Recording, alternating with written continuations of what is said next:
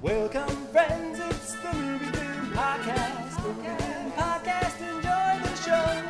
Zachy and Brian are talking about the movies.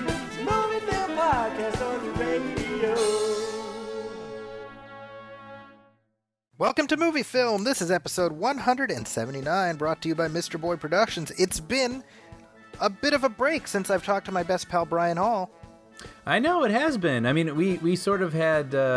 we had a commentary and an episode in 1 week, and then we just decided to rest on our laurels a little bit. Yeah, well, you know, life does get in the way, and you've been living life. Yes. Living La Vida Loca. Yeah, that's what I like to think of it. That's when I heard that song, I was like, yes, someone finally gets it. You're like, I feel so seen, Ricky Martin. Yes. And ironically, now Ricky Martin is not seen. I don't know where he is these days. Yeah, that's true. Well, he was on that Versace show, right? The crime story. Was he? I think so. I didn't see it, but okay. Well, I don't know. Why do I know these things?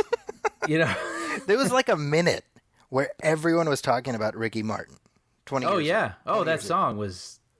You couldn't escape it. Yeah, and then you know, it passed into legend. Mm-hmm. So we're pouring one out for you, Ricky.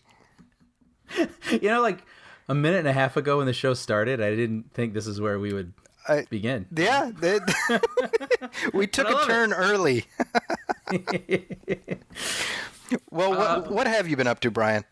Man, you know, I've been watching all sorts of stuff, and mostly older things. I haven't really seen anything new, but I did want to bring a couple of them up. The one new thing I did see was a movie called Jack of All Trades.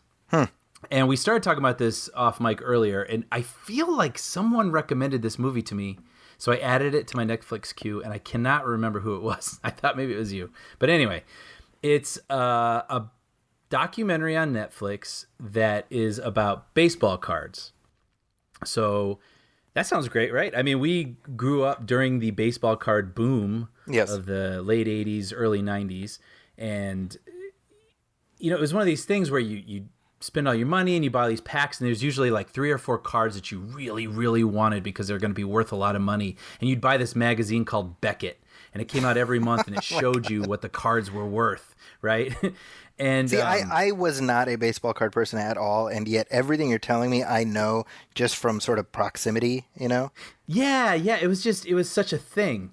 And so I was really intrigued by the idea of this documentary. And so the way that it starts off is this guy, he's like 38 years old. So it's like right in our age thing, went through what we went through. His mom is like, look, you got to clean all these baseball cards out of your closet. And he's like, okay, so this is what the documentary is going to be. I'm going to go through all these cards. I'm going to go to a card show, and I'm going to find out how much money I've made. And then, you know, shouldn't be much of a surprise. They're worth next to nothing. So, and it's funny because I think we all had those sort of thoughts, you know, I'm going to put myself through college with these things. Right. And then the documentary goes into this guy's dad owned a very famous baseball card shop. And then what it goes into is it splits into 2 different stories. One, the guy wants to figure out why baseball cards aren't worth what we thought they would be, which is very interesting. But then it also diverges into his father, who owned this baseball card shop, up and left his family, like, gone, without a trace, when he was, say, about like 12 years old, and he's never seen him since. So it becomes this really weird thing where you're like, well, I kind of came here for the baseball cards. You know, like I kind of wanted to learn about, you know, they just to tease a little bit. And I think for anyone who's interested in this is going to sound kind of fascinating. It mostly centers around the Ken Griffey Jr. rookie card from 1989 Upper Deck, which is one of the sort of mythical cards, along with like a Mickey Mantle, blah, blah, blah, blah, worth a ton of money. Everybody tried to find it. But then they get into the fact that there's a lot of integrity required in making baseball cards, because if you overproduce, then what are they really worth? So if something's worth something, you keep making more of it, you're futzing with anything's value. Right. And they try to interview people. You're tampering with forces you don't understand. Yes, exactly. And I was kind of curious about this.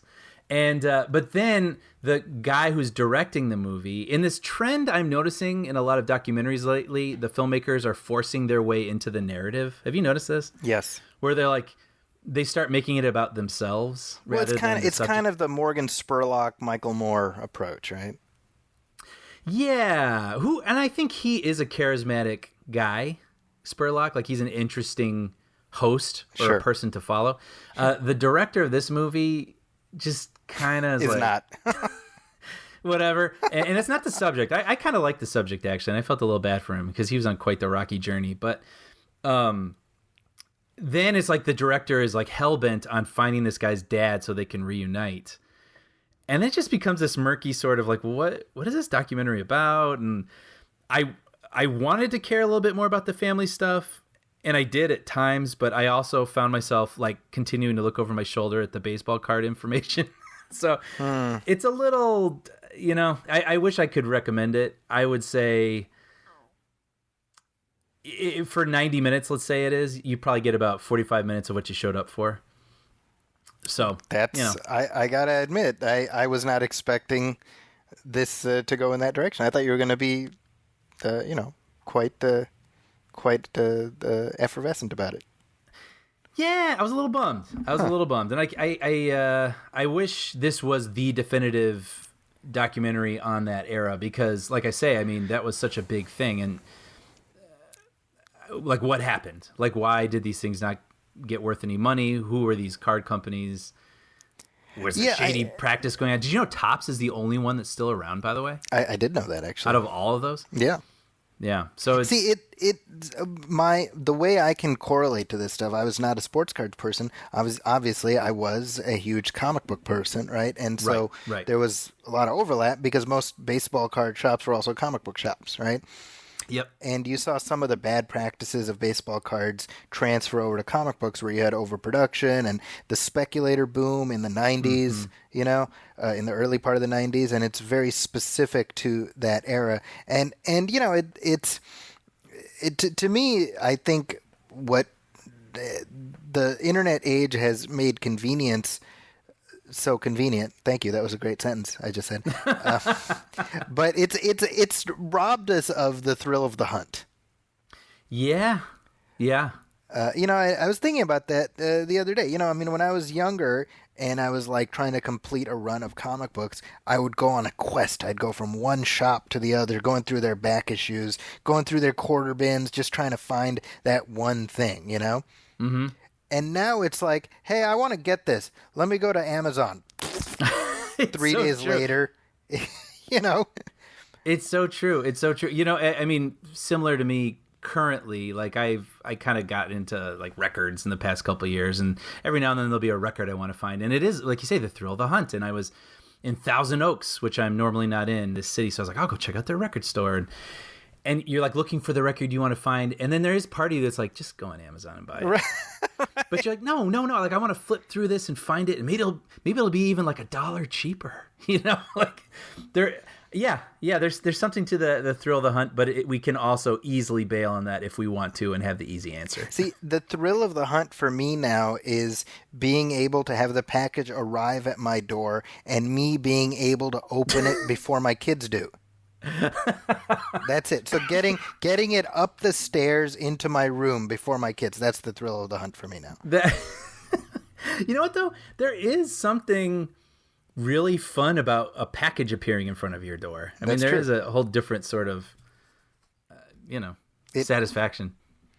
Yeah, I mean, we take our joy where we can.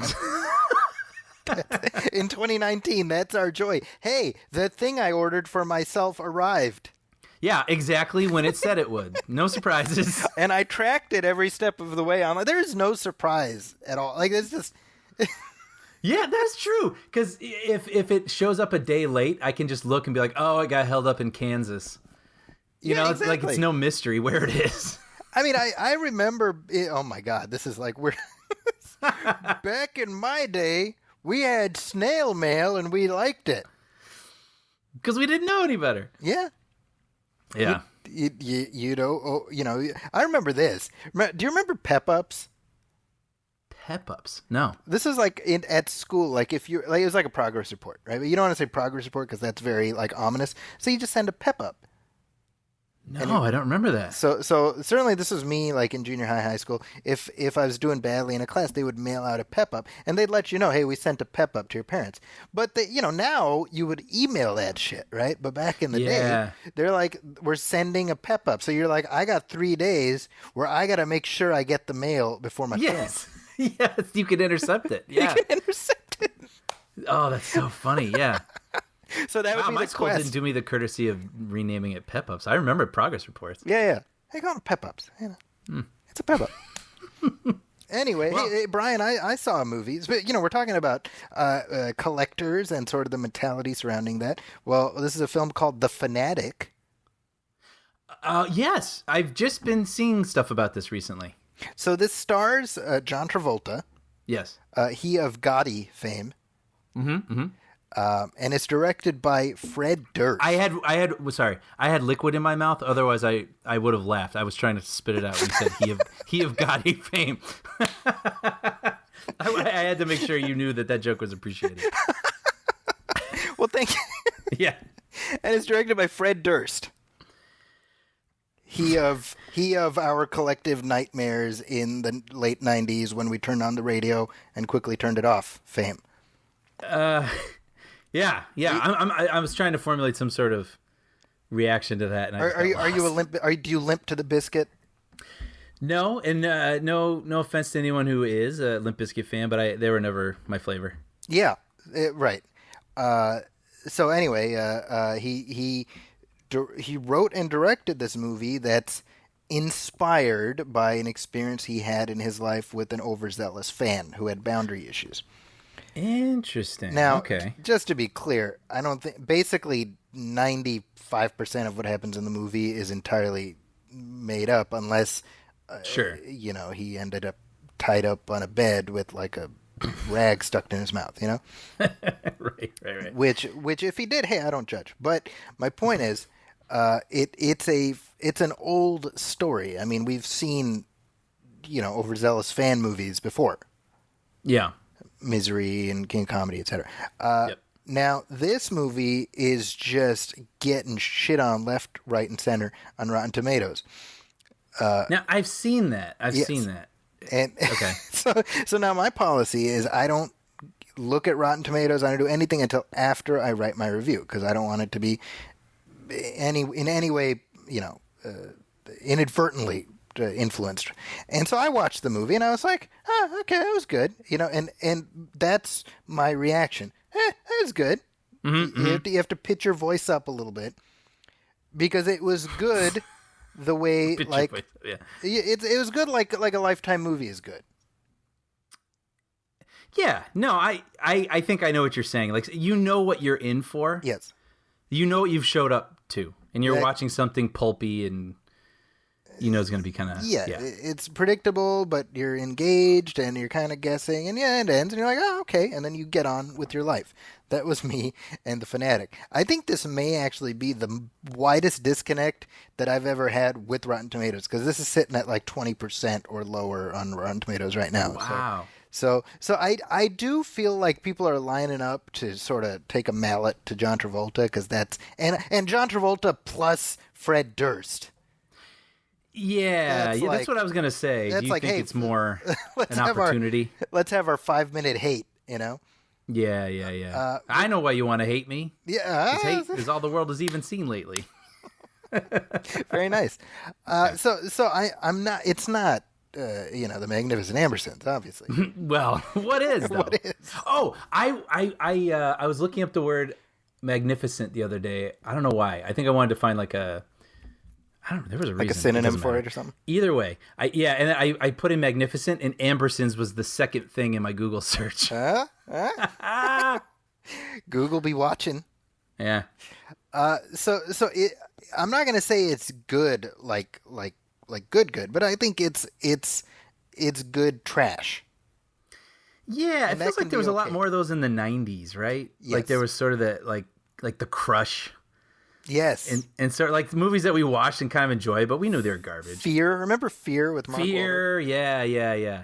Yeah, it's kind of in that vein. And actually, really, I did like Travolta's performance in this, partially because it's Travolta just like doing the character actor thing, you know? Sure. And I feel like, I mean, it does feel like people are being cruel to Travolta lately. I don't know. Yeah, I wonder why. Yeah, I don't know. It seems I see him on Instagram every now and then, and people used to give him a hard time for wearing like a hairpiece. Yeah. Right. And he's kind of embraced it now and just shaves his head, and he looks good. He looks happy. Exactly. I actually thought like, wow, I'm really happy for this guy. He just seems to be living his truth, and that's too bad that people are for some reason picking on him right now. The thing I have heard from multiple people about John Travolta is he is just a very, very, very nice guy. And he's, whenever somebody goes up to talk to him, a fan or anything like that, he's just very gregarious and just a genuinely nice guy. And I'm like, well, like, don't shit on him. I mean, it's just, if somebody is being nice, like, I don't know. Yeah. I mean, there are plenty of celebrities, and you can vouch for this, who are, not necessarily the most pleasant. Mm-hmm. I'm not saying shit on them either. Yeah.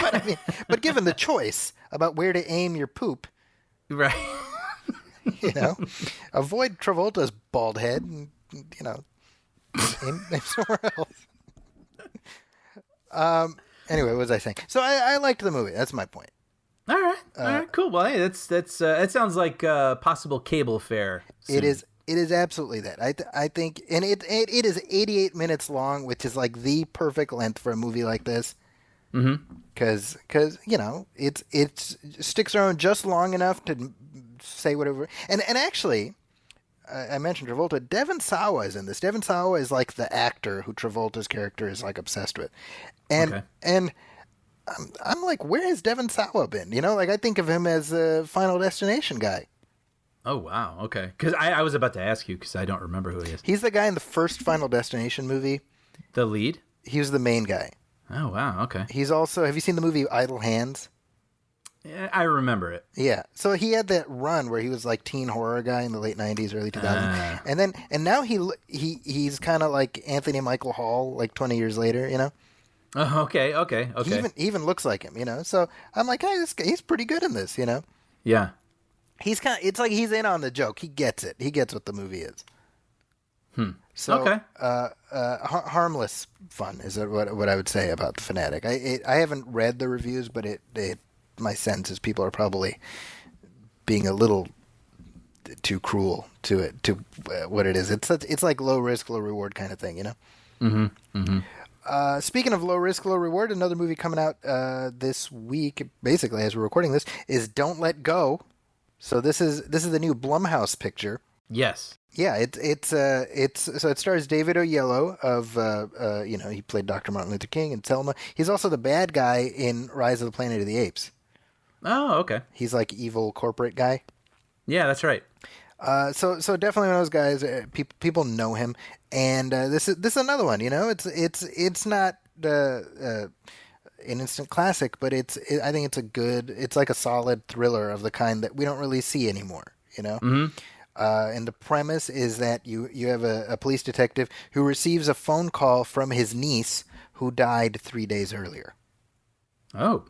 So I like that. That's a good logline. It's great, right? And it's kind of a frequency-ish thing where he has an opportunity now to maybe prevent something that already happened. Oh, man, I love this. This sounds like something I would really enjoy. Well, as it happens, that is the thing. That what I just said to you, that's the premise that got both Jason Blum and David Oyelowo to sign on. David Oyelowo stars in it. He also produced the film. And I had a chance to talk to both of them about Don't Let Go. So if you don't mind, Brian, I figure let's play some of my audio from that. Yeah, let's do it. Well, just to get things started, and I guess I'll let you guys tackle this in whichever order you like. What was it about this story that made you want to put your name on it as a producer? Jason, I'll let you go first. Okay. So we this was unusual for us because normally we develop with a director, but every so often we have a script and then work on the script and then attach a director later. And what one scene struck me about the movie that often happens is when the scene, imagining getting a phone call from someone who died 3 days ago. Right. I'd never seen that before, and it just struck me, and I was like, that's the scene in the script that made me want to make the movie. And it's funny because for me, it was in a sense the same moment, but how that moment impacts the character of Jack Radcliffe, who I play, and therefore how it impacted me as an actor. As a father to 4 children myself, I felt a really visceral connection to the idea of what would I do to protect my children? What would I do to protect my someone I loved? And that is very much the case with Jack and me and his niece Ashley in this, is that there is a beautiful, almost father-daughter relationship here. And I just really connected to the idea of, if I got that phone call, I too would do anything I could. I wouldn't care whether I had to sort of reach through time to try and save them. In fact, anyone who's lost anyone will know that one of the places you go to in your head is, what would I have done differently? Could I have done anything to save them? If indeed those are the kinds of circumstances under which they passed away. So as much as I loved all of the genre elements, it was that central question that really grabbed me. Getting that phone call, what would you be prepared to do? Well, and with that, just picking up on what you just said about the genre aspect of it, I mean, I think what really struck me watching the film is that this is the kind of story that it feels like there isn't a lot of room for in Hollywood anymore. I mean, it seems like the industry has moved so heavily in the direction of blockbusters that this is the type of film that I feel like would have been very common in the 90s, when I was growing up and watching films, and it's gotten squeezed along the edges. So I love that a movie like this exists today. Yeah, I think that's very true. I think this kind of genre has largely migrated to streaming. Yes. And I think one of the many benefits. I'm always talking about how much I love low budget movies, which I do, because you can kind of try new things, and although, like you say, that there's nothing new about this genre theatrically, except today there is, because people don't see a lot of it. Yeah. And that was one of the things. That was was compelling to me. Is like, let's try and make this kind of content work theatrically, which I think we'll be able to do. And if you don't spend a lot of money, you can really try that.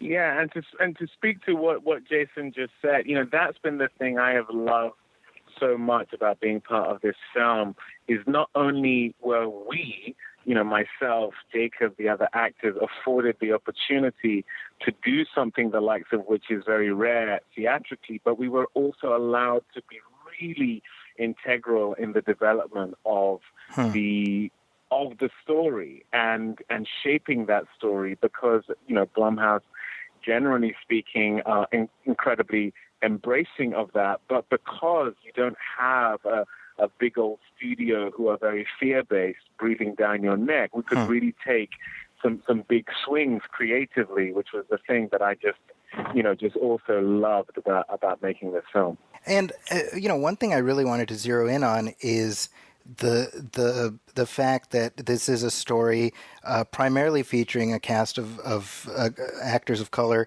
and yet it's not a quote unquote black story. And I think that itself, to me, as a person of color, that's something that I really appreciate, is that the types of stories that people of color are allowed to populate is growing. And honestly, I feel like Blumhouse has been a pretty big part of that over the course of the last several years. It's funny. I was asked this question on an earlier interview, and clearly one of the things that's top of my mind and troubling to me is the fact that racism in the country is getting worse, not better. And we've done a lot of films about race, Get Out, Black Klansman, but the interviewer mentioned that point. And I'm not black, so I don't know how it would feel, but I think it's super. I'm not going to go so far as to say insulting, but really limiting, and a really it irks me that you think if you have African American people in a movie, it has to be about race. Right. I think that's outrageous. Ma is not about race. This movie is not about race, but that doesn't mean that there can't be African American actors in the movie. And I was on this interview earlier, and the person asking the question was kind of implying that was not a good thing, and I just fundamentally disagree with that. To your point, and actions speak louder than words. We've made a lot of movies with African American actors that are not about race. I think that's I think that it was annoying.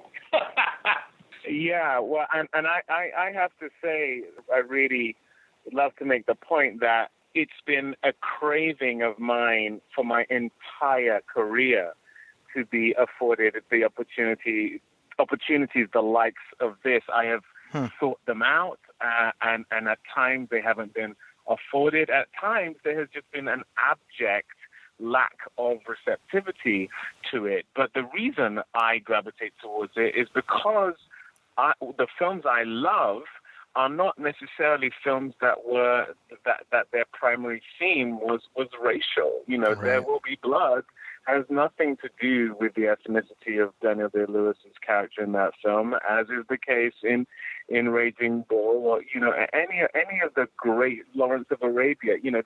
There are just performances that white actors and films that white directors and artisans have been afforded for so long that a person of color sort of feels on the periphery or blatantly on the outside of.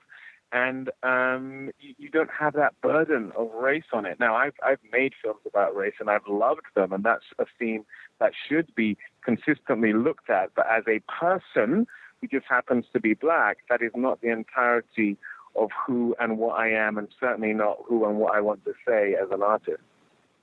Exactly. Yeah, I mean, just to piggyback off of what you're saying, I mean, I think you've illustrated something so interesting about this conversation, which is that just existing is viewed as an affront. It's you're forcing diversity in my face, and it's like, no, I am who I am. I can't change that. If you've got a problem, that's on you. Right. Yeah, I mean, not to get too, we shouldn't even be talking about this, but not to get too philosophical about it. But I think one of the issues that one of the reasons this doesn't happen more often is like Hollywood, it's when like liberal thinking, it's like everyone's heart is in the right place, but the actions are wrong. Like somehow it's going to be offensive to a black actor if you give him a script that's not about race. That's thinking backwards. But I bet you that's one of the reasons that it hasn't happened more often. I'm sure you're right. I'm sure you're right about that. All I want is complex characters with great people, and the opportunity to speak to an audience. That, at the end of the day, I think is what any actor is really looking for. Yeah, and any producer is looking for. All I want is to make great television shows and movies. I want to make quality things that make people think or entertain people. Or we don't always do it, but we always set out to do it. Right. Well, I just want to point out that my perspective as an instructor, I teach media at San Jose State University. The fact, Jason, that you've given a lot of new voices the opportunity to get their work out there to the world in really interesting combinations, it's really inspiring a new generation of filmmakers in what, to me, it reminds me of, being in the 90s and the way Tarantino, got kids who didn't think they could do it, but to get out there, because as I said earlier, the blockbuster model sort of makes a lot of young kids feel like they can't get in. Yeah. It's really flattering. I really appreciate you saying that. Thank you. And I'm glad. There's opportunity out there for sure. So that's good news. So one last thing, and I'm sure you can't get into this too much, but I'd be remiss if I didn't talk about the cancellation of The Hunt, and without getting into that specifically, can you talk in a broader sense about that the nexus of political talk and what it means for the film industry? Yeah, for sure, and I hope, and certainly I'm going to try and get that movie out there. Not on its date, but in the future. I obviously want everybody to see the movie, and I want everybody to see the movie safely. That's my primary concern. So I think that we all have to be free to tell any story. We live in a country where we're free to tell any story that we want. It wouldn't change my decision about making the movie or making other movies that incite conversation. But we are at a charged moment. But that doesn't make me shy away from. We have a show on TV now called The Loudest Voice about Roger Ailes. It doesn't make me shy away from controversial topics. and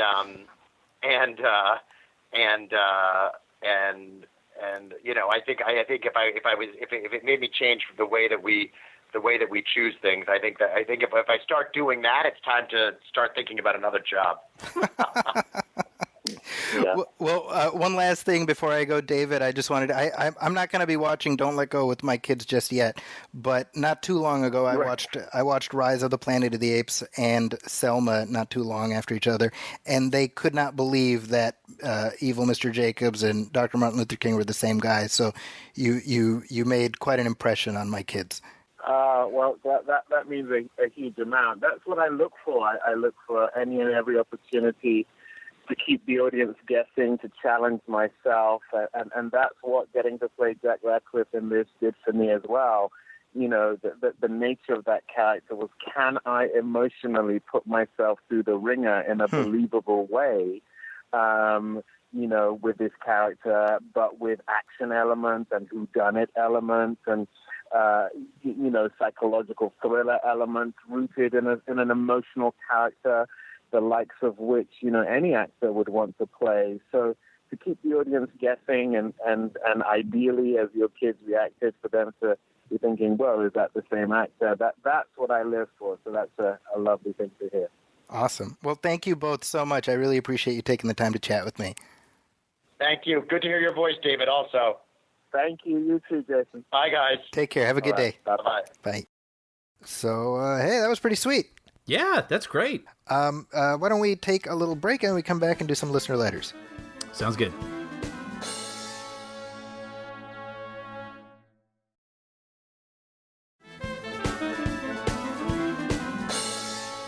And we're back, Brian. We got some letters here. Figure we can cycle through them real quick before we move on. Yeah, always love this. So this is from Jonas, and Jonas sent us a letter a few months ago asking about new commentaries we're going to do. He requested, by the way, the Shawshank Redemption.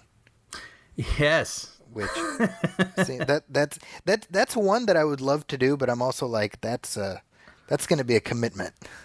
A little daunted, I'll admit. It's funny because you mentioned this to me, and when I say daunted, I love the Shawshank Redemption. Yes. I feel, though, sometimes when we do commentaries, Zachy and I will be like, hey, let's do it. Like with Karate Kid, which we loved and had a great time doing.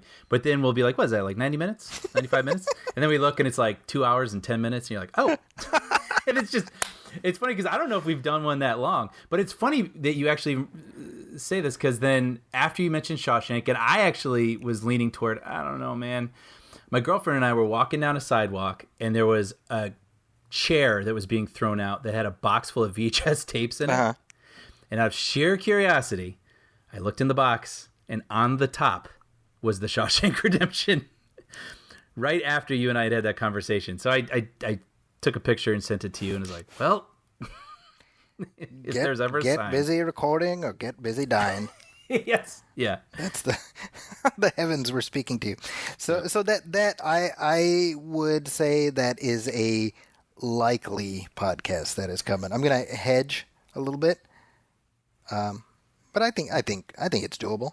I'd be into it. I mean, I would like to learn about it. I mean, the fun thing about doing those commentaries is, as much as I love movies, I love the making of movies, and I love reading about their, the process that went into them and the incarnations and the things that never were. So that'd be a fun one to learn more about. I agree. So Jonas asks, he says, I guess at least one of you have been to a film festival. Why not do a talk about it on the podcast? Like the mood, the people, the new films, many with a world premiere and all that. Toronto TIFF is coming up in September. Have you ever been there? On their website, the ticket prices are a bit high compared to regular tickets in your local movie house. Thanks for a great podcast. So my question to you, Brian, is have you ever been to a film festival? You know what? I haven't. Neither have I. Yeah. I had to think about that, and I was like, I don't think have I? No? I don't think I have. We said world premiere. I have been to a few premieres. Yes. And those were really exciting, in like the Chinese theater and, excuse me, the one, I forget what it's called, in Brentwood. That's the one where we saw Mr. and Mrs. Smith. That was exciting because that was like Brad Pitt and Angelina Jolie. And then a couple days after that, I saw on eBay someone had a jar that said it was a jar of air from the premiere of Mr. and Mrs. Smith. Wow. Yeah. So that's kind of exciting. And then you look around and you recognize all these celebrities. But yeah, I've never been to a film festival. To me, it's because I have a friend who goes to Sundance like every year. And he's like, oh, you should come. Like he rents like a villa or whatever, and like a whole thing. And I'm like, there's no way I can justify telling my wife like, hey, peace out. I'll see you in a week. I'm gonna go watch movies for 5 days. Yeah, there's just no way. Although I would love to do that. My friend, a different friend, went and a couple years ago and had like a very brief encounter with Robert Redford. Wow. And I was like, I would give you every dollar in my savings account if you were like Hail Hydra in his ear and just kept walking. That'd be amazing. Well, you know what though, Zachy? I mean, if it was some assignment that you had, yeah, that's true. Work. There are always possibilities. Yeah. So we can see about that. Here's another note I got from Mike Snyder, who was nice enough to write a review for us on iTunes. And he says, listen to your show on the way to work today. Heard my name. We're glad to thank you for writing the review that necessitated reading your name. Very much. Yes, thank you. He also says, and Mike, by way of exposition here, is a huge RoboCop fan.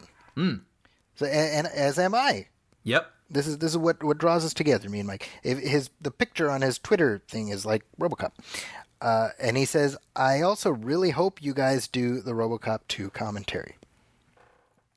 And so this is just me kind of nudging Brian a little bit. I have actually never seen RoboCop 2. I know you started it briefly.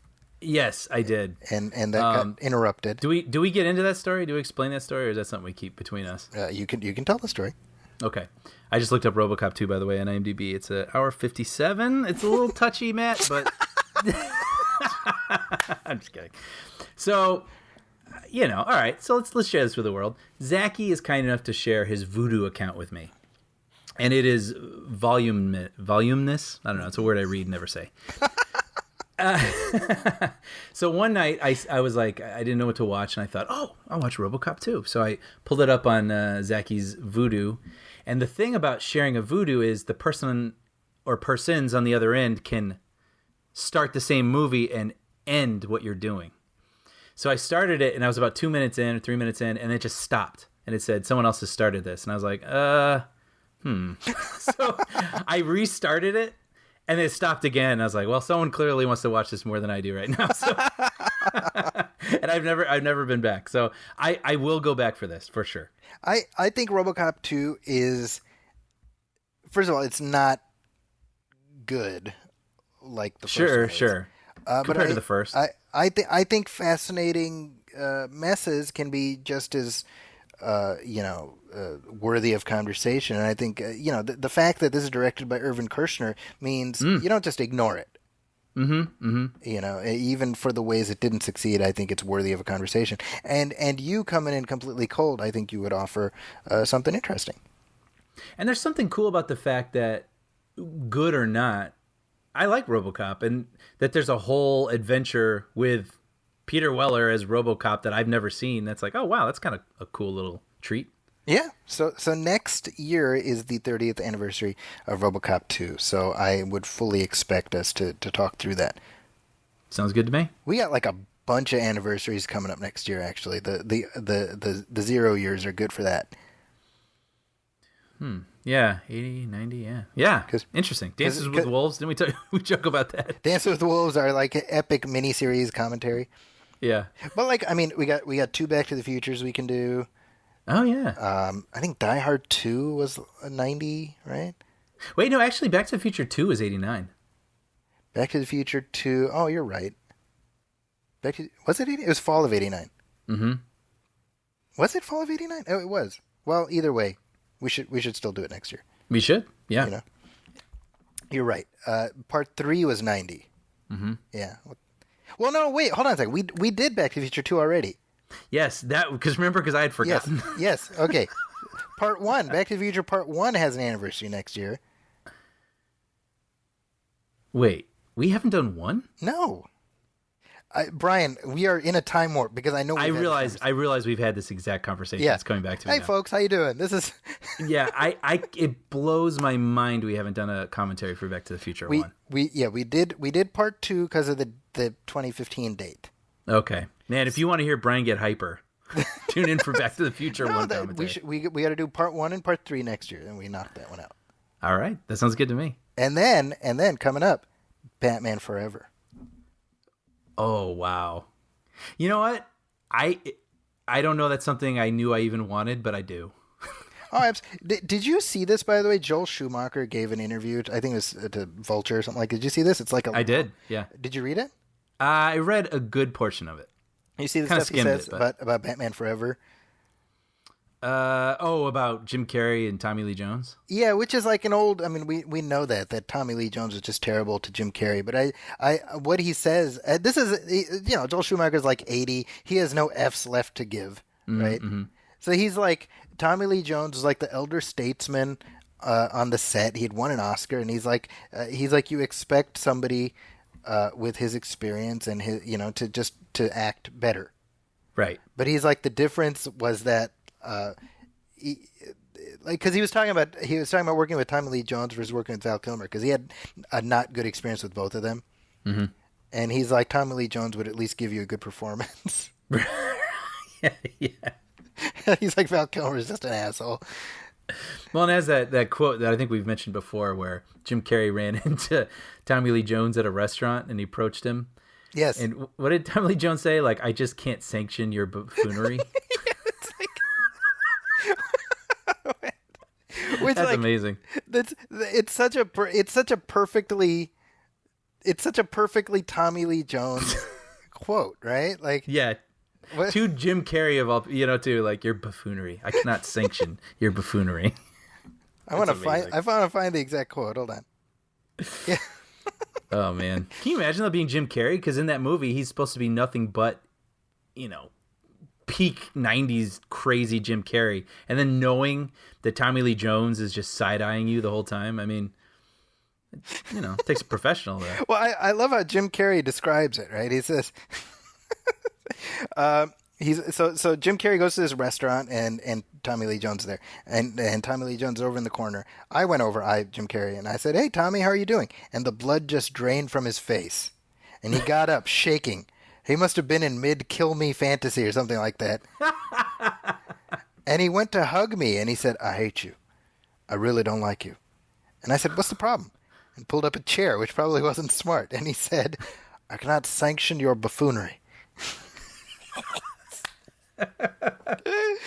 Oh, goodness. So there's a lot of that in this Joel Schumacher interview. I think it'll make for an interesting commentary, so that's something we'll come back to. I think so too. And by the way, with all these ads on TV for Ad Astra, I just keep seeing this sort of superimposed Zachy head on my shoulder, whispering in my ear, "Come get me, Hey, yo, I'm right here. Come get me. come get me." That's Zachy for people who haven't heard past episodes. That's Zachy's impersonation of Tommy Lee Jones in Ad Astra. Yes. As a father figure lost in space, his son is going to retrieve him, and Tommy Lee Jones' character goes, "Come get me." All right, moving on. We got some headlines, Brian. Oh, do we? We do indeed. Did anything happen between the times we talked? It feels like just like the mother load of headlines just dropped in our lap. It was like a jump ball that nobody retrieved. Yeah, I know. So yeah, these couple of these headlines are a few days old, which is funny. I was remarking with Zachy that a few days can feel like weeks. We're like, we should talk about this eventually. Yeah, yes. We'll get but there. I am happy to finally to talk about it. Well, we just did a commentary for The Matrix, Yes, and so it turns out we're getting a new one. we're getting a new Matrix, and here's the funny thing to me is I the headline broke, and I was very excited, and I sent it to Brian, and Brian and I both like, wow, sweet, and I feel like you and I are the only ones who had that reaction. You know, because I was not on the internet a lot at that time, so I was seeing headlines, but I wasn't seeing the responses. Yeah, And that when I saw Matrix 4, one of the Wachowskis is back, Carrie-Anne Moss is back, Keanu Reeves is back. I was like, yeah. right. And then yeah, it was so funny when I found out that we were the only people high-fiving. Yes. So Lana Wachowski, but not Lily Wachowski. Yeah, I wonder. That's interesting. That to me, it's the names that are not included, like Lily Wachowski and Lawrence Fishburne. Yes. Don't know. I don't know what the story is. Yeah. For that, but I mean, just I don't know. I feel like this world is still pretty ripe with interesting ideas. And having the original creators back and cast, and I don't know. It feels, if it's gonna happen, and it is apparently gonna happen. Yeah. This is how I'd want it to happen.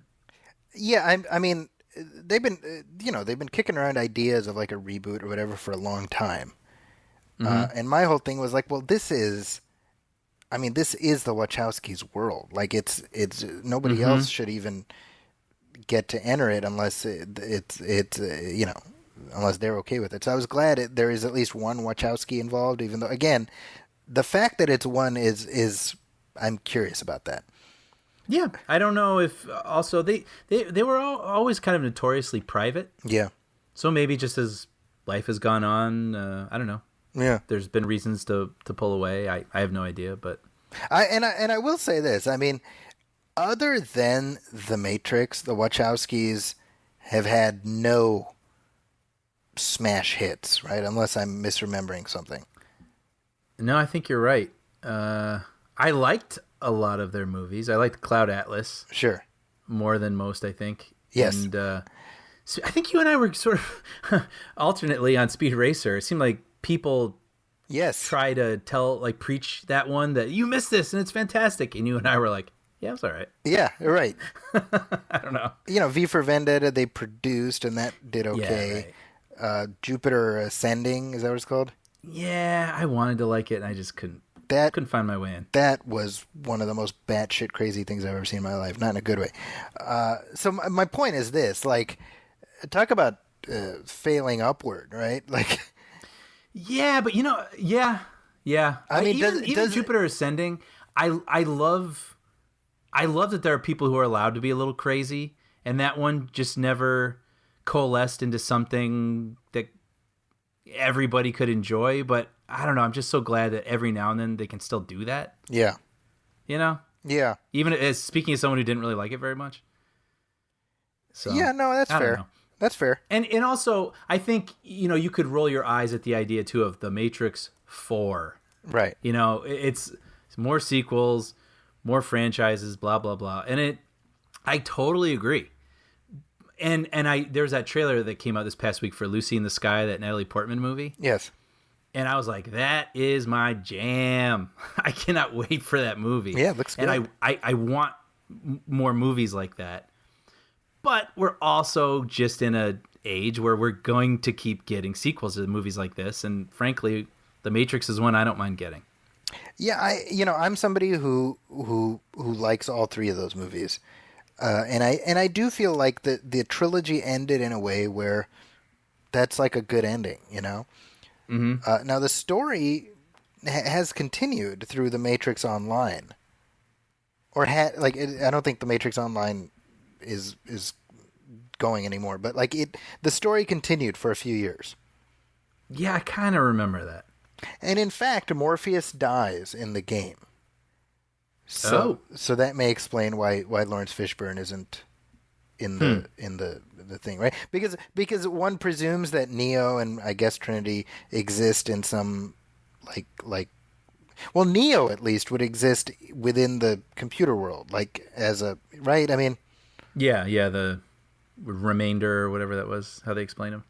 Yeah, because he's always going to exist in some form. Yeah, and I don't. Maybe Trinity is part of his consciousness. I don't know. I mean, this is all just speculation. But if I were to guess, I don't think Neo or Trinity are going to be the primary actors in this film. I think it's meant to be another, Force Awakens type deal. Oh, then I'm out. Really? No. I'm fairly certain. If I were to guess, I would say this is the next story. Yeah, nah. Yeah, no, I'm still on board. You got me back. But I will admit, my interest has dropped slightly. I mean, we'll see, but I mean, that just, I don't know what else you do with Neo, right? No, yeah, and let's be honest, he's older, right? Yeah. I'm sure he, I don't know. Neo's story reached a point where I don't, as much as I like the character, it's like, okay, well, it's wrapped. Mm-hmm. So what then? Is the Matrix Neo? I guess we'll have this discussion in a few years when the film comes out, but my prediction is it's another pass the baton thing, just like they're doing. Everything's doing that now, Brian. The new Terminator's doing that. Yep. And then I'm looking through an article. Justin Kroll of Variety, apparently he's heard from sources that they're looking for actors to play a young Morpheus. Oh, that's interesting. So perhaps it could be this time they are the ones who are training up Morpheus. Like, we need you. But wait, so people die and come back as younger versions of themselves? I don't know. Okay. Well, this is all just speculation anyway. But yeah. When is Matrix 4 coming out? 2020. No, production begins 2020, so maybe 2021 or something. I don't see a date. 20. No, they're saying 2020. Wow. That doesn't even make sense. That they would have to have been filming already for that. Yeah, it just says, what I'm reading says Variety reports production could begin in early 2020. Okay. I would imagine there'd have to be at least a year of And there had been rumors earlier this year of Michael B. Jordan being involved. I'm curious if that's still the case. Yeah. That sounds like a rumor you would imagine. Yeah, well, he's attached to everything now. Yeah. Right? Barbie. They're doing a Barbie movie that I think Michael B. Jordan is going to star in. Right. That it's not happening, but would you be surprised if that headline? No. Not really. Now, here's the funny thing. The Matrix 4 news breaks, and you and I were the ones who were like, yay! And then I feel like people didn't even have a chance to process that because literally within minutes of Matrix 4 being announced, we get the news that Spider-Man is at the center of a very messy divorce. Yeah, this was kind of surprising. So what's the story here? Well, we've spoken on this before, but basically Sony owns the license to Spider-Man, right? Yes. And they've had him for years. And Marvel, now that they've become the powerhouse production company that they have, obviously they would like to include Spider-Man in all the adventures they have going on over at Disney. So they had come to an agreement where they would work together, and Sony could make Spider-Man movies, but they would be linked to the Marvel Cinematic Universe. And apparently, it got to the point where Disney was like, okay, let's renegotiate this deal. Because, correct me if I'm wrong, but Marvel was only getting like 5% Yeah, so return or something based on whatever those movies were making, which is kind of crazy. yeah, I mean they were basically getting their like the rights, like it's like the licensing fee. Mm-hmm. Mm-hmm. And the deal was for 5 movies. Mm-hmm. Which, once Far From Home came out, that was it. Right. So they had to renegotiate anyway. Mm-hmm. And I think they decided they wanted 50-50. Yeah, and so this is, we've seen varied reporting, but regardless, I think Disney was like, look, let's split the costs and split the take. Mm-hmm. So the way it was happening before was Sony took on all the risk. Disney, Kevin Feige, on behalf of Disney, would produce the movie. He would make the movie. He'd send the receipts to, Sony to get reimbursed, basically. You know what I mean? It was 100% covered by Sony. And so Far From Home makes $1 billion plus, and so Sony gets to keep that. Right. So now it's time to renegotiate, and Disney, I think this goes above Feige. I think this is like on the Bob Iger level. Right. Is like, let's come up with something that's more equitable. Mm-hmm. Sony, who was run by Tom Rothman. Yes, that moment of silence is necessary because I heard booze in my head. Exactly. So Tom Rothman is legendarily awful. And by way of context, he headed 20th Century Fox for a long time. Uh-huh. And I don't think I'm telling tales out of school. Like he made just legendarily shitty decisions running that studio. Right. And in particular, superhero related, right? On the superhero stuff. Like, he had no faith. Like, the X-Men franchise started on Tom Rothman's watch. He had no faith in the thing. And then it sort of became a success despite his efforts. And then he did everything he could to, like, the worst movies in that series, like X-Men The Last Stand, the Wolverine Origins movie, happened as a result of him, like, sticking his thumb in the pie, and Daredevil, like the way that the theatrical cut of that movie turned out was a Tom Rothman joint, right?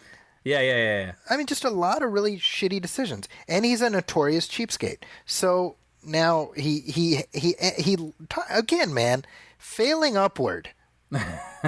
He gets cut loose from Fox, and he gets scooped up by Sony to run their movies. And you and I have spent enough oxygen on this show talking about some of the shitty decisions that Sony has made. Right. So birds of a feather, right? He's like no deal, right? Right. Now, this whole situation, so as it stands right now, Sony's like, we got Spider-Man, we're good. We thank you, Kevin Feige, for showing us what to do. Don't let the door hit you. We got this, right? And Kevin Feige's like, well, fine, we got all these guys over here, so we're good too. So this is where it stands right now. It's like the USSR and the US in the 80s. We're just at like the Cold War. Nobody wants to say anything because of mutually assured destruction. Right. Now, from where I sit, there's no good guys here. Right. It's just studios being shitty. Right. Am I wrong? Well, you imagine you negotiate. Yes. Right? So you start with a number that's beyond what you're sort of expecting, and then you talk. But also, I don't know. Maybe Disney feels like, they're supreme leader at the moment. Which they are. Which they are. And so they're not willing to budge. And so we're going to get some Spider-Man movies, but they will no longer be linked to the Marvel Cinematic Universe, aside from having Tom Holland, who has appeared in the MCU. Yes. So as of now, Tom Holland is under contract for one more movie. Oh, okay. Oh, I thought it was 2. Okay. No, 1. Yeah. So he had a 6-picture contract to play Spider-Man, and so he's already played 5 times, right? Yeah, 5. So one more, and one imagines he could hold up Sony for a lot of money or a lot of clout or what have you, because I don't think Sony is in a hurry to recast Spider-Man yet again. Yeah, for right? sure. To add him to the pile of abandoned Spideys, which is rapidly growing, right? So Sony's like, hey, we don't need the Avengers. We got Venom, and well, that's about it. They're like, we got Morbius, y'all. And You know, I didn't think about it until you said it, but I mean, now that Endgame has happened, yeah, there isn't really a ton of need to link it to the other universe. You know, it's not like he's going to be bumping into Tony Stark anymore. And yeah, I mean, I think other than like Happy Hogan, there's right, and that I really loved their relationship in this last movie. Yes, so I think Jon Favreau might be a little bummed out, like if the deal doesn't happen. You know what I mean? Yeah. I'm very curious what ends up happening here because the thing that I find interesting is that this news broke out in a way that I wouldn't have expected, where people like normies are plugged in. Mm-hmm. Mm-hmm. You know what I mean? I do, but can you elaborate on that? What do you mean? Like people, that we know all the information?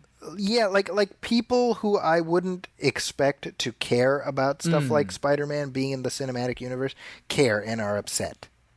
Yeah, I talked about this with my parents the other day. See? Yeah. It's funny because you know what? Yeah, go ahead. When you're talking about a pile of, the long forgotten Spider-Man, I mean, with these last few Spider-Man movies, I think the first thing everybody always says is how much they like Tom Holland. Yes. Like, I mean, you do not want to lose this kid anytime soon. Yes. He is just universally liked as this character. And you could get 10 more years out of him easily. Yeah. Yeah. Squeeze him dry like a grapefruit. You got like 10 years. Right. So don't screw it up. But I mean, to me, it again, like I've just on my social media, like former students. I mean, just people you wouldn't think of would care about stuff like this. Like, no, Spider-Man better be part of the universe. And I'm like, well, that's kind of interesting in and of itself. And it's funny because my kids, I've tried to not expose them to all this news and stuff because I just want them to be able to watch the movies and not be thinking about all the behind the scenes stuff. It was very funny because my 10-year-old spent the afternoon playing with his cousin, and he comes home and he's like, is it true that Spider-Man isn't going to be in the Avengers anymore? Holy cow. And I was like, all right, first of all, settle down. Yeah. I want to give you a wedgie. What's going on? That's incredible. Yeah. Wow. And I'm like, well, there's some people got emotional capital invested in this. That's my point. I'm again, I see this online. People are choosing up sides. People like Team Disney, Team Sony, and I'm like, guys, you're doing West Side Story with like mega conglomerates, like. Right. I mean, you know what I mean? Like Disney does not care about you. They care about how many dollars you have in your wallet. Yeah, I would say I care about getting another good movie for myself. Yes, but I don't know that I'm ever going to take sides with one corporation versus another. That's what I'm saying. It's like to me that's more like that's such a sign of the times. Mm-hmm. That's where we're at. That's like something out of some dystopian future movie crap. Yeah. Right? Yeah. So to me, they're being greedy, both sides. Right. And now here's my prediction, and I am historically terrible at making predictions on this show. My prediction, and I feel like just by saying it, I'm jinxing it. Right. I think they're gonna figure this out. I wouldn't be surprised. It's beneficial to both. I mean, yeah, I agree. Like I can see a scenario where one side gives up something from before, either one. But I mean, let me ask you though, who has more leverage in this particular situation? Maybe Sony. Because they have Spider-Man. Yeah. And They can run it into the ground. And the fact that they're coming off of Venom and Spider-Man Into the Spider-Verse. Because, I mean, a Spider-Man movie is going to come out. Yes. So people will go. So I feel like it's maybe a little bit up to Disney to figure out how to play nice, because if they want to have him be a part of their plan over there, I mean, he's not theirs. Yeah. Yeah, I mean, here's the thing. If you're Disney, now when we look at the rights split, here's what Sony owns. They own the movie rights for live action and animation, and they own the TV rights for live action. Okay. That's it. Disney owns every other aspect of Spider-Man. So like action figures. Yeah. Okay. TV animation, toys, backpacks, fruit roll-ups, when you name it. Anything that's got Spidey's face slapped on it, Disney's making bank. So I'm like, guys, how much money do you need? And that's like a stupid question to ask of a soulless corporation that just swallowed up another movie studio. But my point is, like, you were never going to get the Spider-Man rights back. So everything you were able to get was like found money. Right. So why can't you be happy with that? Soulless corporation. I don't know. So that said, I mean, maybe that was a big swing. And I read somewhere that people are speculating that this was all made public so people's feelings and opinions could try to make the other crack a little bit. Yeah. It's like, everybody hates you right now, Sony, kind of a thing. So you think the Disney side dropped this? Oh, that I don't know. That I just heard someone speculate that for either of them want people to be weighing in on this to, put pressure on one or the other. So that could be something too. I don't know. I just want to say that I chuckled when he said Wang. Wang? Yeah, that's just how my head... When did I say Wang? You said Wang, like Wang. Oh. but I'm 10 years old, and so that's just... I didn't even... In my head, I was like, Wang. I didn't hear it, otherwise I would have laughed too. So TBD, the Spider-Man divorce situation. And you know who suffers, Brian? The kids. The kids. Your kids. Specifically my gosh, won't they think of the children? Oh my gosh. Okay. Hey, well, I feel like my kid can take some solace, because while Spider-Man might be leaving the MCU, one character who is returning, not to the MCU, but just to the world, is He-Man. Yeah, I saw this as an Instagram post from Kevin Smith. I know nothing about it. So can you tell me about it? So this was announced at was it at Comic-Con a couple of weeks ago? I don't know. Well, anyway, really? They are doing. Yeah. I just saw him post on Instagram maybe like a week ago or 2 weeks ago. So Netflix for the past couple of years has had a She-Ra revival series that's done pretty well for them, right? And so the question has been, well, where's He-Man? When is He-Man coming? So they are now doing a Netflix He-Man series that is unconnected to the She-Ra series. Okay. So this is not our Eternia shared universe. They're not doing that. But it's called Masters of the Universe Revelation. And it's going to be a Kevin Smith helmed animated show that is a sequel to the original, to the 80s, the Filmation series. Okay. So not like a reimagining. Right. So this is per Kevin Smith. He says, in Revelation, we pick up right where the classic era left off to tell an epic tale of what may be the final battle between He-Man and Skeletor. It's funny. I grew up with He-Man, loved He-Man when I was a kid. I had the action figures, and then I've not even revisited it since. Like, I haven't seen it. Yes. And I'm like happy to leave it there in a way. Yes. But you just saying that, I was like, oh, I check that out. The funny thing with He-Man is that, first of all, He-Man was like my first fandom. Mm-hmm. I was like 3, and I still remember going to Toys R Us. I remember seeing the ads on TV being like, that's going to be my thing. you know. Yeah. I'm like 3 years old. Going to Toys R Us, I remember getting the first batch of characters. I had them all. I was super into it. And I remember when the cartoon started a couple years later, that blew my mind because that was the first time I had ever seen something like that, where here's this toy that is now, I'm seeing it moving on my TV. Yep. Like, I'd never seen it go from toy to TV. You know what I mean? It's funny you mentioned that link too, by the way, because my memories of it are a really dark living room because I think it was 6 a.m. And I remember pulling up a cardboard box filled with He-Man toys and sitting next to it as I turned on the television and watched He-Man in the morning. Wow. Like it was linked to those toys. Oh, absolutely. Like I was, because my family moved to Saudi Arabia in like 83, right? So I had all my He-Man toys with me. And then whenever the show started, 84, something like that, over in Saudi Arabia, we got the show on VHS. And again, it was just like, oh my God, like that's what He-Man sounds like, you know? It was like, it was like a big deal. So my point is, I have a deep, deep well of affection for He-Man, as opposed to like Thundercats, which can just like kick rocks, because that's just a tawdry ripoff of He-Man. Everybody, it's not fit to kiss He-Man's boots. His furry boots. That's right, those furry boots.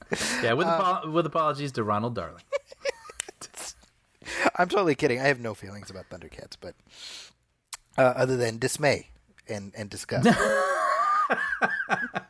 But my point is, He-Man, they've brought it back a few times, right? So the original, show was mid '80s, and then a few years later they did like Future He-Man, and it was just called He-Man. Yeah, I kind of remember this. Yeah. It's like He-Man in space, and that didn't really go anywhere. And then in the early 2000s, they did like a reboot of the original run.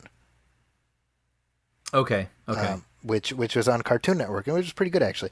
And it's always been one of these shows that's just been kicking around. So the fact that, hey, here we are doing a new He-Man, I'm curious. Like I don't know. I can't say I have a huge amount of anticipation because my affinity is so specifically tied to what it was like being a little kid, and I'm like, well, nothing's ever going to make me feel that way again.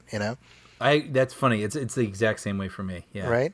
So I'm curious, and I know that they're doing this movie with Noah Centineo. Yeah, they've been talking about that for years and years. And well, years. I think it's actually happening. Yeah. I remember reading a script by Justin Marks. Yes, that was a while ago. Yeah, like 10 years ago or more. Yeah. Well, here's my guess. And I don't know what the timeline is, but if the show does well in terms of buzz, that'll expedite the film, unless they're both meant to launch at kind of the same time. Yeah. But I mean, it's funny. I hear a lot of people talking about streaming and whatnot these days and kind of giving Netflix some guff. Yes. And, some of it's deserved, I suppose, but it's cool that something like this can exist because there is a Netflix, right? Yes, you can take change, because this isn't going to end up on some network or one of the major cable channels, but there is an outlet for an experiment like this, like He-Man from Kevin Smith. Like, what? What does that look like? But on the other hand, like, okay, you have my interest, right? Like, I'm curious, so it's kind of cool. Yeah, I'm intrigued. Yeah. All right. So, well, speaking of unlikely franchises, here's a headline, which. I'll just read the headline. Eva Longoria to direct Cheetos movie. Which, to me, that's like a Mad Libs headline. Right? Right. Like, yes. a Chester Cheetah movie. Is that really something people have been clamoring for? Right. Well, perhaps. No, but the Chester Cheetah thing, because... it isn't about Chester Cheetah, right? I know, but that's the funny thing is like the headline, like the movie itself is about like the history of Frito-Lay and their Flamin' Hot Cheetos chip. Yeah, someone told me that she was making a Chester Cheetah movie, and I was like, what? I know that's because some of the headlines were leaning into that, and you read that, you're like, well, that sounds ridiculous, right? But then you read the premise of the film, and it's like, well, that actually sounds kind of interesting. I entirely agree because I thought the Chester Cheetah thing. I actually had the Super Nintendo video game of that where you're basically Chester Cheetah on a skateboard, and instead of Sonic in the rings, it was basically you picking up those paw-shaped Cheeto chips. Yes. So the premise here, Brian, it's about Richard and Judy Montanez. Richard rose from humble beginnings to achieve the American dream. He was the son of a Mexican immigrant, and it was a janitor at Frito-Lay when he came up with the idea for Flamin' Hot Cheetos. Mm-hmm. And his creation revitalized the company and disrupted the food industry, creating a pop culture phenomenon that continues today. Yeah, and to me, that sounds like all these movies I love, like Yes. The Founder.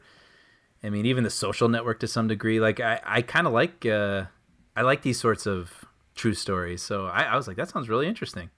Yeah, so reading the full pitch, I'm like, well, that's something that I totally get. Why Eva Longoria, who obviously really, she's an advocate for, the portrayal of Hispanics in media and stuff. You totally get why she would not only go after that, but why her voice might be deemed interesting.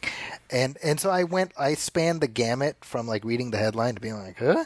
To like, oh, that sounds interesting. Yeah. Yeah, I totally agree. I can already sort of picture it. And this is like I said, this is one of those movies I look forward to in like November and December.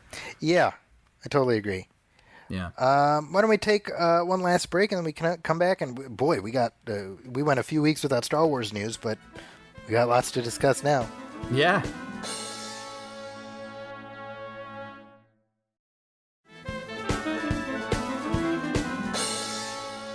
And we're back, and Brian, the music's playing. What do you got? Well, we finally got a crap load of Star Wars news after weeks of sort of a dry spell.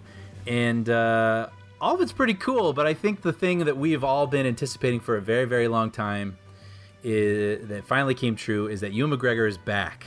He's back, baby. Yes. He's going to be playing Obi-Wan Kenobi. I don't know if you saw that footage. It was kind of fun where he was at D23 and went on stage with Kathleen Kennedy, and she asked, "Are you going to be playing Obi-Wan Kenobi again?" And he's like, "Yes." He's like, ask me. Oh, yes. Ask me in front of all these people. Yeah. I kind of wished when he had appeared on stage that he had been like, "Hello there." Prequel memes surprisingly become one of my absolute favorite things on Reddit and Instagram these days. Always funny. I like the prequels enough. I've grown to like them more over the years.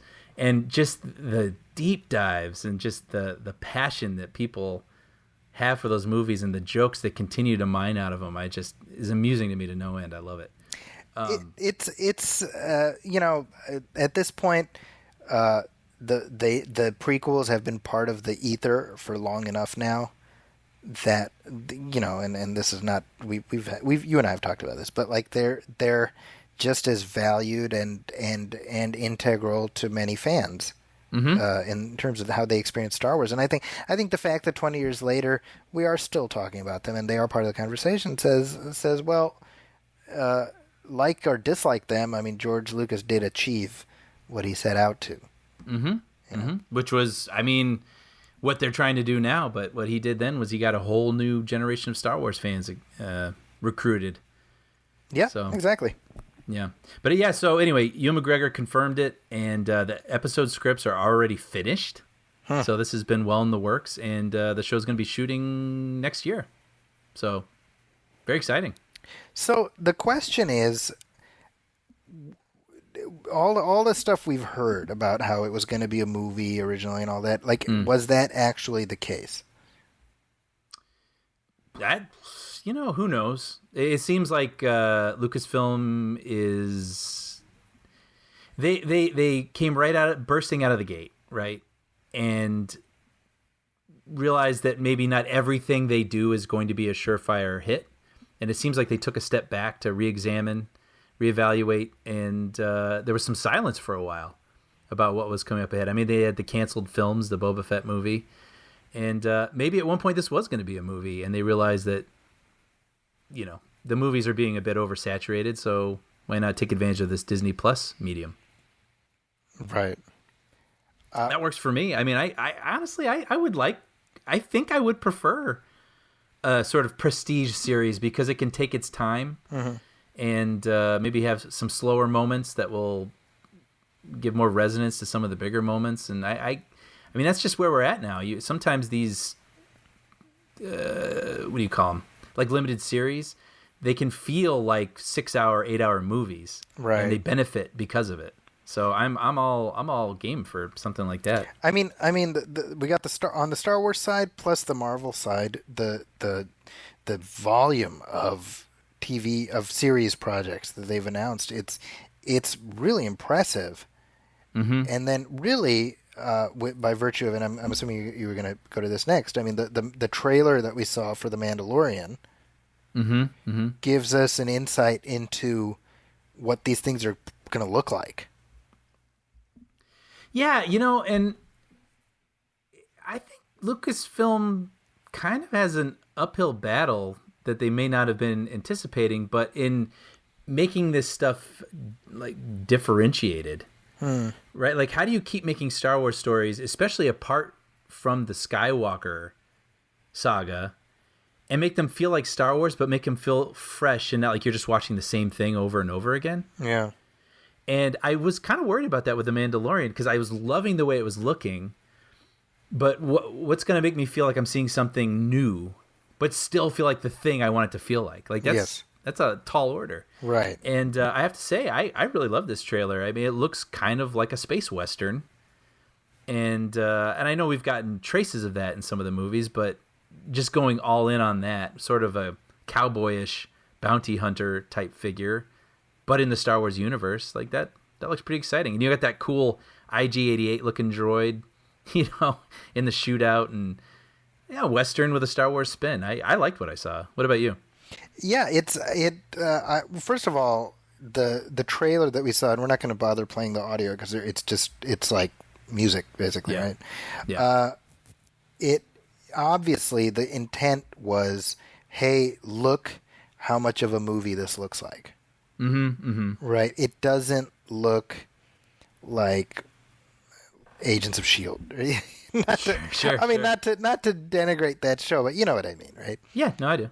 They're very deliberately being like, we are spending movie money on this because we can afford to. Mm-hmm. And I think that's smart because once you take away the big budget gloss, then you've lost something really fundamental to Star Wars. Mm-hmm.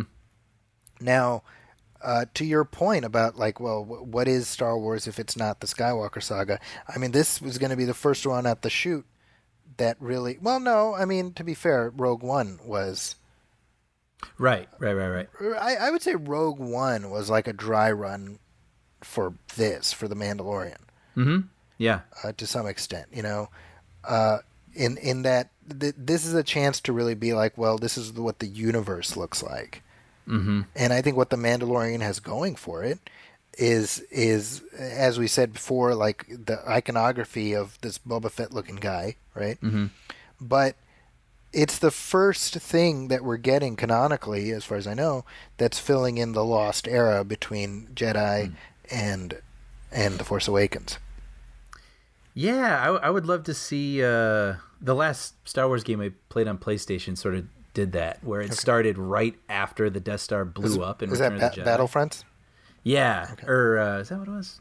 Yeah, Battlefronts 2, maybe. Okay, yeah. And it was just kind of fun because then it was like you can see, the Empire sort of scrambling. Like, what does this mean now? And do we still have any control on anything? And it's unmined territory, and I think that's kind of a fun thing that'll be a fun playground. Yeah, I mean, and we're gonna get when does this start? Like November, right? Yeah, I don't know the exact date, but yeah, November this year. November, and you've got we haven't even seen Pedro Pascal. Yeah. Which is kind of, I mean, one assumes he's not going to be wearing that helmet the whole time. Right. You got Apollo Creed in there. Yeah, that was cool. Carl Weathers. Which I've said this before. They should just call his character Apollo Creed because that is why not? That's like a Star Wars character name. Yeah, right. The whole and what we see a droid who we think is IG-88, but he's actually IG-11. Okay. and he's voiced by Taika Waititi. And I guess Oh. the running joke in the show is that people keep thinking he's IG-88. Oh, really? That's Yeah. true? Yeah, which I kind of love that. You know what's funny, by the way? I don't know if you're noticing this by you, but around me, these 5G towers have gone around. Been erected by these lamp posts and stuff. And to me, they look like IG-88. They're 5G-88. What? They're 5G-88. Yeah. Oh, nice. So I have a picture of him in my phone now that I keep just so I can use it as a reference for people. And I'm like, hey, you know what that looks like? Like an idiot. But it's all, I think this is a smart way to expand the universe. Disney Plus is this framework that is going to let you do that because unlike obviously what the lesson they learned with Solo is like just the word Star Wars in the title aren't going to get people to show up. Mm-hmm. So this allows you to create these quote unquote smaller stories that let you expand the universe within a framework where the whole endeavor isn't going to live or die on whether how well it does. Mm-hmm. Right? Yeah, but there's it looks, I don't know. There's that shot of that spaceship flying over the forest sort of looking thing, and it just looks like, man, it looks so good. Now the Disney Plus Star Wars shows we got Mandalorian, we got Obi-Wan, whatever it's going to be called, and then the Cassian Andor show. Yeah, which we haven't heard a whole lot about still. Yes. So maybe that's still being developed. But they did announce. I mean, that was part of the official thing at D23. Mm-hmm. So we know that's coming, and then there's the final season of Clone Wars that's coming. Right. Which I'm glad about because there was an ending that they had in mind for that show. Ideally, that leads us right up to the beginning of Revenge of the Sith. Oh, okay. Which would be super cool if they did that. And there was like a previous Clone Wars animated series. Mm-hmm. You remember this, the micro series? I do, yeah. And that actually does end right where Episode 3 starts. Okay. But as I believe, and somebody who's nerdier than me about this can maybe clarify, but I believe the CG Clone Wars show like overwrites the micro series. Okay. Like I don't think they're meant to coexist. Well, that's a shame. That's a shame. It goes off into the Legends Exactly. section of the Jedi archives. Exactly. Yeah. But what else? Hey, it's not just all Disney Plus Star Wars. What else we got? Yeah, well, they also have a little movie that's going to be coming out this year as well. So, Rise of Skywalker, we finally saw some new footage. Yes. Oh, And, heavily indentured to old footage, we should say. Well, yeah, I was going to say, because it's not a trailer. It's basically about 1:30 of remember what you love?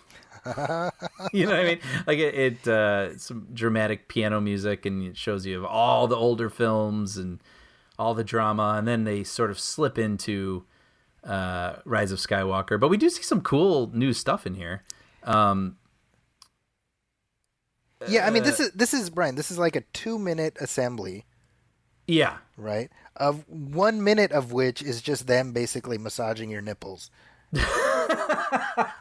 You have such a way with words. So it far. But I mean, exceeds that's basically what they're doing. They're like, It really is, that? yes. Remember that? Remember that? Oh, remember that? Mm-hmm. I also found it interesting that they show the clips in release order and not universe order. Wow, didn't even cross my mind. You're absolutely right. I mean, they start like the first thing we see is the twin sunset. Uh-huh. Like, hey, remember this? Remember that music? Right? And then, Yeah. So it does the original trilogy, then the prequel trilogy. I find that interesting. I'm scrubbing through it right now. I can't believe I didn't notice that. Yeah. Yeah, and then it goes right into Force Awakens, a little bit of Last Jedi, and then we see our new stuff here. And apparently, J.J. Abrams has touted that this movie is going to keep the gang together.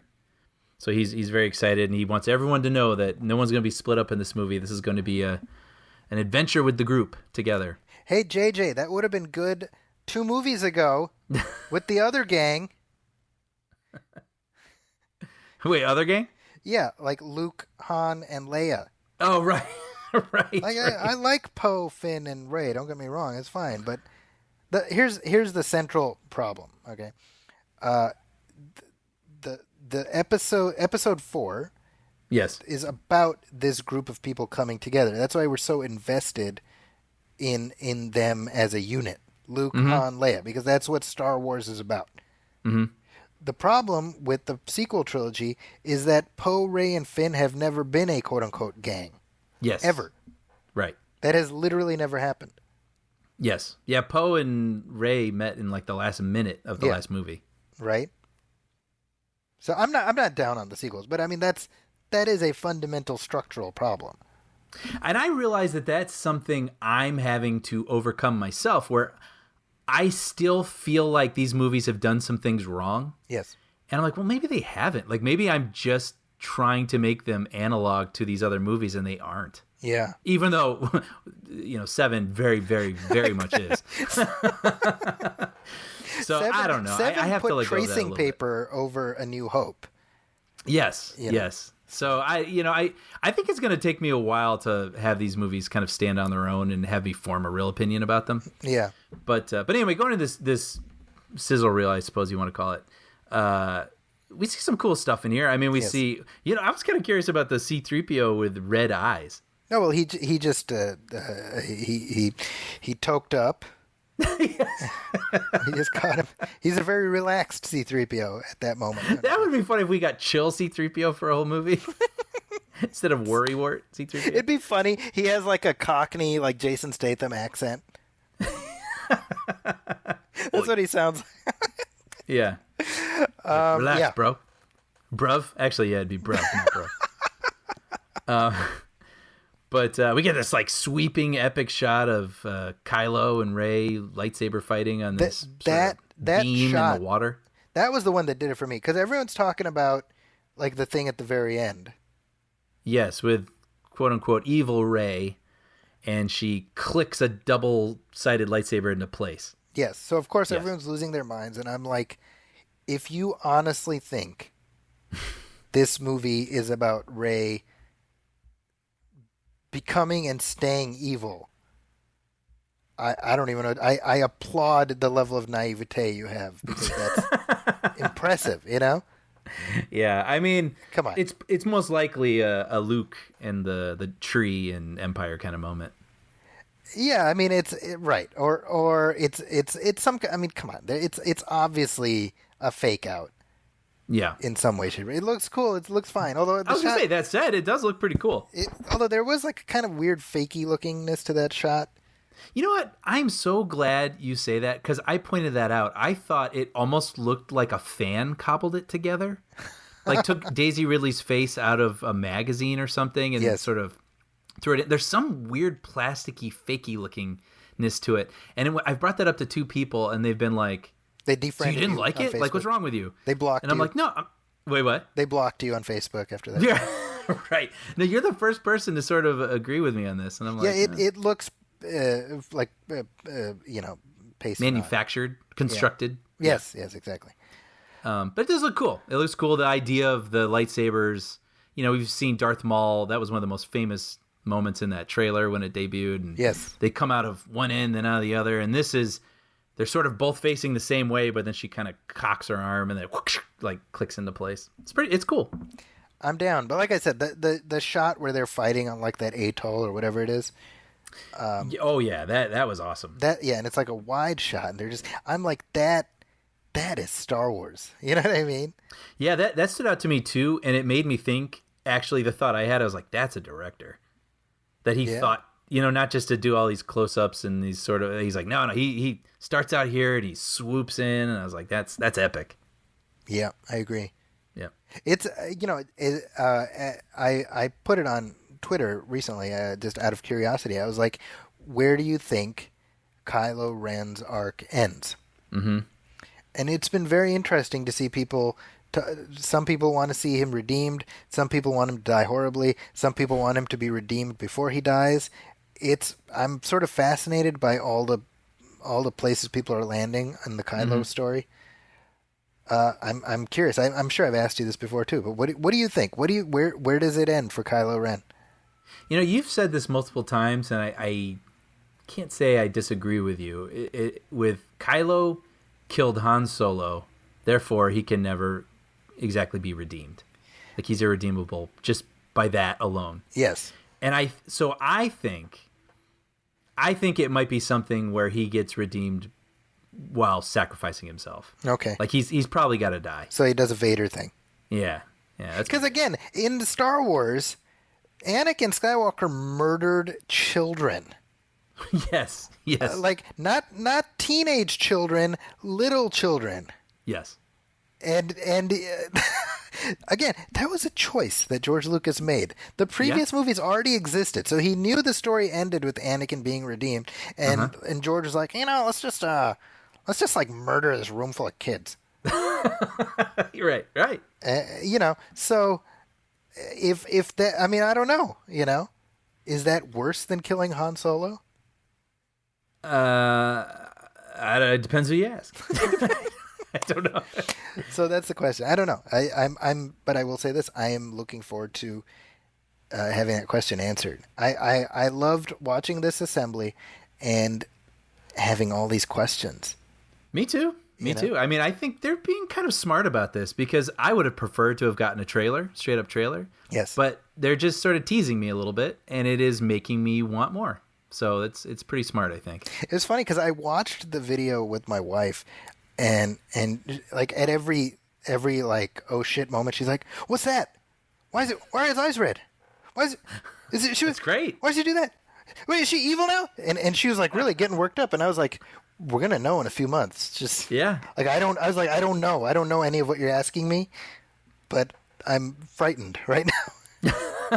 Well, kudos to the people who put that together then. So it worked its mojo on her at the very least. I think that's it for Star Wars news this week, right? I think so, but that was a good. It was good after all these weeks of, like I said, not crumbs. It was nice to get a nice piece of cake there. You know what I'm gonna say, Brian? I'm excited to get excited about Star Wars again. Me too. I think we all needed the breather. Yes. And I am ready now in the coming months to get excited about it again. I totally agree. And I will say this, I am like exceedingly excited to talk through Revenge of the Sith with you. Yeah. Me too. I've been looking forward to that all year, is that commentary coming in December. Yeah, that's going to be a lot of fun. I'm going to have to revisit it. It's been a while since I've seen it from start to finish, and sure. I really look forward to that. Yeah, I'm planning, I think I said this, I'm planning to go through the whole saga, but in chronological order.